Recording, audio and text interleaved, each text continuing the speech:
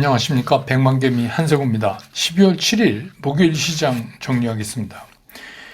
아침에 끝난 뉴욕 시장이 3대 지수가 또 하락 마감을 했습니다. 이 고용지표도 그렇게 별로 좋지 않고 또 국채금리까지 하락을 하기 때문에 출발은 상승 출발을 했습니다. 뉴욕 시장도. 그러나 이제 다시 경기 우려가 시장을 압박을 하면서 상승분을 이제 전부 반납하고 결국은 이제 하락 마감을 했습니다. 다우는 마이너스 0.19% 정도, S&P 500은 마이너스 0.39%, 나스닥이 마이너스 0.58%, 이렇게 3대 지수가 모두 약세로 마감을 했습니다. 그러다 보니까 이제 약세를 보이던 달러도 안전자산 선호 심리가 살아나면서 강세로 전환하면서 이제 끝났습니다.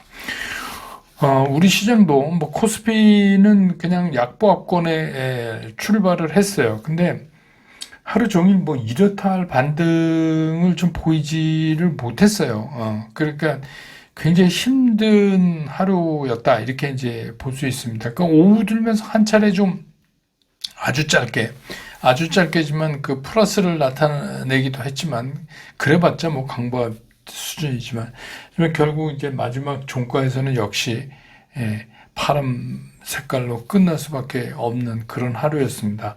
오늘 이제 코스피 시장에서 외국인들은 361억을 순매수했고, 기관은 2048억을 순매도했고, 개인이 1513억을 순매수를 했습니다. 그래서 오늘 지수는 역시 2500을 회복 못하고 2492.07포인트로 끝나면서 어제보다 0.13% 하락을 하면서 장을 마쳤습니다. 코스닥도 뭐 그 강보합권에 보합 출발을 했는데 사실은 이게 오늘의 고점이었어요. 그 플러스 0.11% 정도. 이게 이제 그 오늘의 고점이 되고, 장중에는 한때 1% 이상 이렇게 깊게 좀 빠지기도 했었어요. 근데 이제 오후 들면서 낙폭은 줄이긴 했지만 흐름 자체를 바꿔놓는 데는 좀 역부족이었다, 이렇게 볼 수 있습니다. 오늘 코스닥 시장에서 외국인은 1544억을 순매도를 했어요. 반면에 기관은 24억을 순매도했고, 개인이 1786억을 순매수했습니다. 그래서 오늘 코스닥 지수는 813.20포인트, 어제보다 0.77%가 또 하락을 하면서 장을 끝냈습니다. 그래서 이제 뭐 기술적으로 보면은 코스피가 지금 5거래일 연속해서 지금 음봉이잖아요. 물론 이제 오늘은 약간 도지 형태를 띠기는 했지만, 이게 이제 시장의 흐름을 바꿔놓기에는 좀 역부족이 아닌가, 이런 생각이 들어요. 지금 이제 되게 시장이 좀 가라앉는 듯한 그런 모습을 보이고 있고, 코스닥도 뭐 당연히 음봉이면서 20일 이동평균선에 닿으니까 이제 거기서 한번 오늘 튀어 올랐기 때문에, 이제 내일 그 유사한 경우에 시장이 어떤 움직임을 보이냐, 이거에 따라서 뭐 역걸음 치느냐 아니면 더 하락할 수 있느냐가 결정되는, 별로 썩 이렇게 그 올라갈 가능성은 점점 낮아지는 그런 모습이다, 이렇게 볼 수 있습니다. 오늘 외환시장에서 환율은 1325원 30전에 끝났습니다. 그래서 하루 만에 12원 20전이 다시 올랐습니다. 오늘 시총 상위를 보면 외국인들은 삼성전자를 많이 샀죠. 1082억 원을 순매수했고, SK하이닉스는 12억 원을 샀습니다. 현대차는 77억 순매수, 포스코홀딩스도 외국인들이 68억 순매수, 네이버도 51억 순매수, 기아도 68억 순매수, 삼성 SDI는 192억 순매수, 포스코 퓨처엠 21억 순매수, 센트리온 59억 순매수. 그러니까 이게 보면은 이게 사야 될 시총 상위에 있는 것들은 다 외국인들이 사고 있어요. 그러니까 그만큼 딴 거를 이제 판다는 얘기죠. 그래서 반면에 이제 기관은 오늘 삼성전자도 1000억이 넘게 팔았어요. 1037억을 팔았고, SK하이닉스만 43억 기관이 샀고, 그 다음에 뭐 포스코홀딩스 47억, 네이버 22억, SDI 82억 이렇게 샀고요. 그래서 오늘 이제 그 외국인 그 기관이 동시에 산 거는 포스코홀딩스, 네이버, SDI 뭐 이 정도입니다. 예, 그 나머지는 다 서로 엇갈리는 그런 모습을 보였습니다. 코스닥에서 보면 에코프로비엠, 에코프로, LNF 중에서 오늘 외국인들은 에코프로만 91억 순매수를 했고 에코프로비엠은 53억 순매도, LNF도 21억 순매도를 했습니다. 반면에 이제 기관은 에코프로비엠, 에코프로는 사고 LNF는 팔고 이랬어요. 그래서 에코프로비엠이 27억, 많지는 않지만 에코프로는 29억, LNF는 11억 이렇게 순매도를 했습니다. 또 미국인들은 셀트리온 헬스케어 108억 순매수했고요. 포스코 DX도 37억을 순매수를 했습니다. 오늘 이제 그 섹터별로 좀 보면 역시 이제 오늘은 바이오 쪽이 이 이슈 순환에서 바이오 쪽이 이제 앞에 나섰어요. 물론 이제 처음에 오전하고 오후하고 끌고 가는 아주 디테일한 섹터는 좀 달라졌지만 그래도 전체적인 바이오는 결국은 이제 면역 항암제, 비만 치료 관련 이런 것들이 오후에는 더 이제 좀 강하게 움직였고, 시작은 이제 폐렴 관련 그런 이제 제약업 이런 것들이 움직이면서 오늘 제약바이오가 움직였습니다. 아시겠지만 폐렴 확산이 되니까 여기에 대한 이제 치료제 키트 이런 것들, 또 항생제, 이게 이번에는 내성균이 굉장히 강하게 된 그런 이제 폐렴이다 이렇게 보서 주의가 굉장히 필요하다 이렇게 얘기를 합니다. 그래서 오늘은 이제 해열제, 항생제, 진해거담제 이런 약품 제약에서 출발해서 이제 바이오 전체로 확산돼가는 그런 모습을 보였고, 그 다음에 이제 아시지만 유가 하락 때문에 항공주가 강세를 보였어요.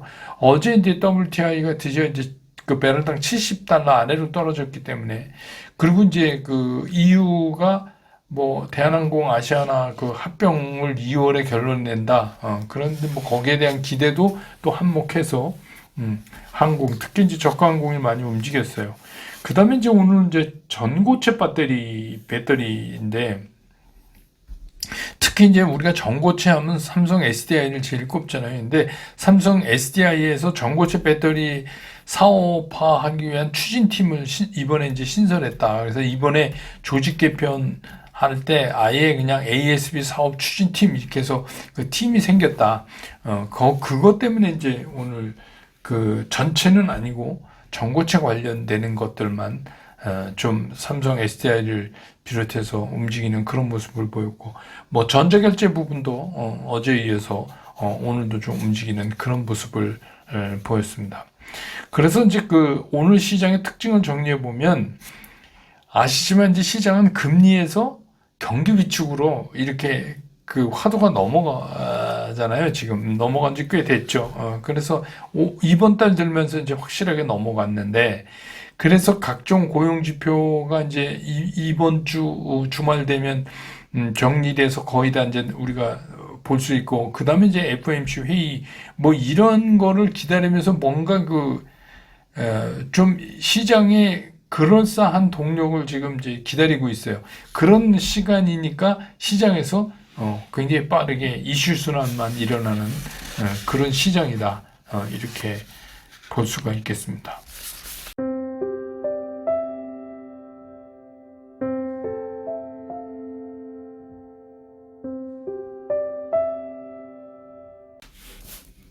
시장 얘기하는데, 오늘은 이제 조금 제가 이제 마음가짐에 대한, 요새 이제 장이 이렇게 좀 12월 들면서 11월하고 확 바뀌니까 그런 말씀을 이제 월화수 계속 드리다가 오늘은 조금 이제 구체적인 말씀을 좀 드릴 필요가 있겠다는 생각이 들어서, 그러니까 요즘 시장을 보고 좀 느긋하게 보시죠, 느긋하게 보시죠 이렇게 아무리 이제 말씀을 해도 이게 느긋해질 수가 없죠. 시장을 보면. 그런데다가 이렇게 손만 들면 이제 시장 주가 어떻게 변하는지 알 수 있는 요즘에 그게 이제 잘 안 되죠.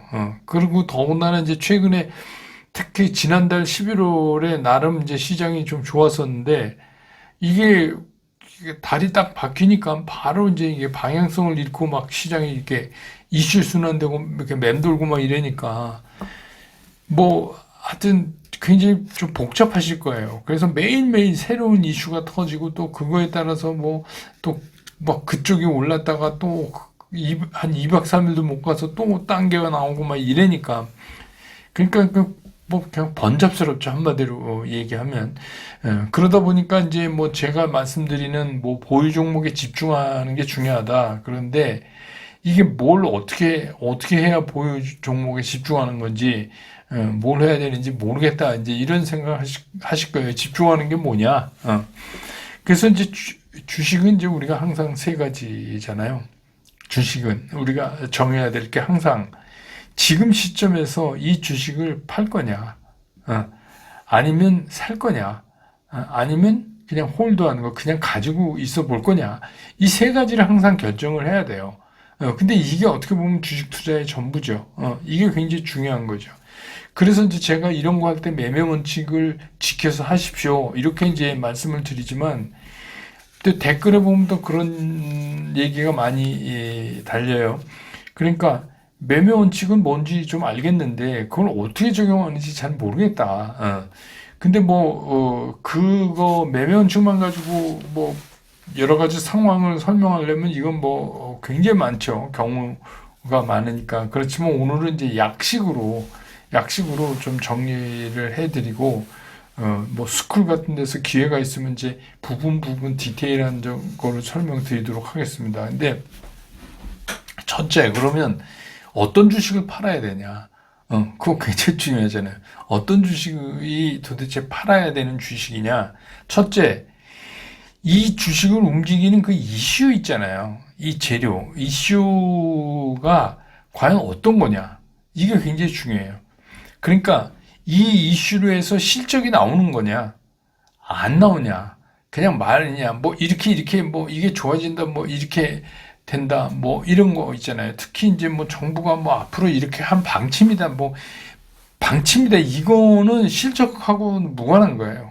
실제로 그렇게 해서 이게 실적이 나오려면 이게 시간이 또 엄청 걸리는 건지 아니면 그냥 말만 띄우는 그런 이제 이벤트인지 이거를 잘 확인하셔야 돼요. 그러니까 이 주식을 움직이는 이슈가 과연 무엇이냐, 이거를 좀 따져봐야 되고, 두 번째는 이 이제 팔아야 될 주식, 그런데 이제 보면 이게 실적에 뭐 나타나려면 하세월이고, 이거는 그냥 단기성 이슈고, 뭐 이렇게 하면 잘 된다, 뭐 이런 식의 별 의미 없다. 이러면 이제 그거는 이제 팔아야 될 주식이죠. 그런데다가 10일 이동평균선이 제가 굉장히 수급 라인이라 중요하다 이랬잖아요. 그거를 비롯한 다른 이동평균선들이 다 역배열에 있어요. 역배열에 있는데 그냥 그 이슈로 얘만 탁 하고 튀어 올랐다. 그냥 이렇게 우하향되면서 역배열인데 이런 건 가능하면 그냥 파는 게 낫죠. 이런 거는 오래 못 가요. 요새 보세요. 2박 3일도 못 가잖아요. 그러니까 그러면 이런 거는 당연히 신규 매수를 쫓아가서 해서도 안 된다. 그런 거죠. 그 두 번째는 이제 홀딩, 그러니까 그냥 좀 갖고 가는 그런 종목은 어떤 종목들이 그냥 갖고 가는 거냐? 그거는 뭐냐면 아직 10일 이평이 우상향으로 살아있는 거예요. 10일 이동평균선은 살아있어요.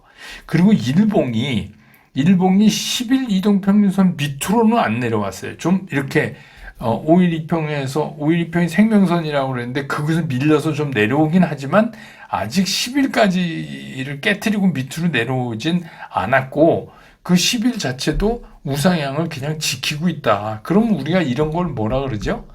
단순 조정이다 이러잖아요.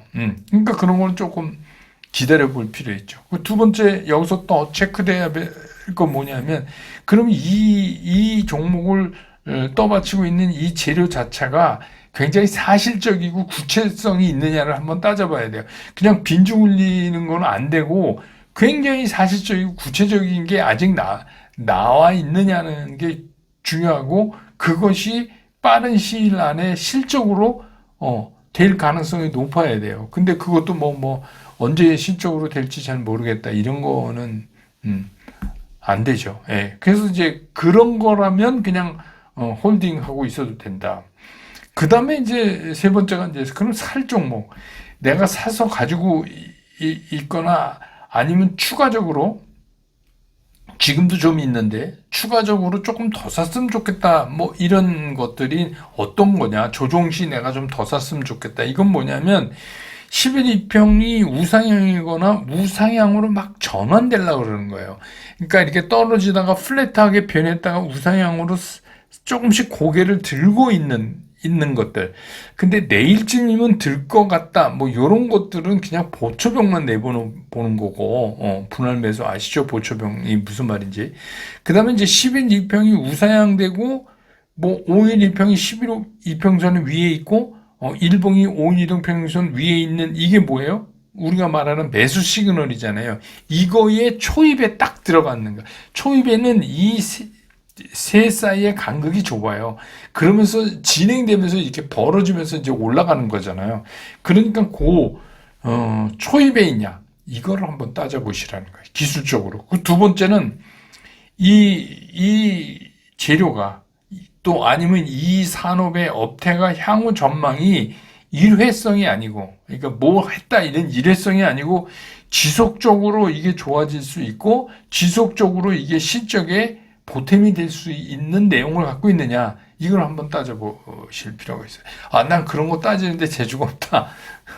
그럼 리포트도 많이 보시고 뭐 하는데, 그러신 분들은 조금 이제 간접적으로 뭘 한번 보시냐면, 각 종목 중에서 적어도 지금 기준으로 11월 1일부터 지금까지 외국인들의 누적 순매수가 어떻게 되느냐, 누적 순매수냐 순매도냐, 이걸 한번 따져보세요. 그래서 그게 누적 순매수다 이러면 조금 믿음이 더 갈 수 있죠. 예. 그런 방법을 같이 이렇게 병행해서, 뭐 이것도 약식이지만 그래도 여러분들이 쉽게 하실 수 있는 거는 제가 이제 말씀을 드리는 겁니다. 뭐 그 밖에 이제 여러 가지 있지만 그거는 뭐 여기서 말씀드린 데는 한계성이 있기 때문에, 그래서 그렇게 우리가 어떤 종목은 팔아야 되고, 어떤 종목은 그냥 좀 더 들고 있어 보고, 어떤 종목은 조금 조정받으면 사야 되는지, 이거에 대해서 제가 오늘 이제 굉장히 간단하게 약식으로 정리를 해드렸으니까, 이거 약식이라도 굉장히 참고가 많이 되실 거예요. 그래서 이거를 이제 참고 삼아서 앞으로 이제 조금 흔들려서 우리가 1월 달을 위해서 또 경우에 따라서 좀 사야 되는 경우도 있잖아요. 그럴 때 이제 여러분 활용하시기 바랍니다. 오늘은 시장 정리와 함께 여러분이 매매하는 방법에 대해서 말씀드렸고, 내일 또 장 끝난다면 저는 다시 여러분 곁으로 돌아오겠습니다. 여러분 고맙습니다.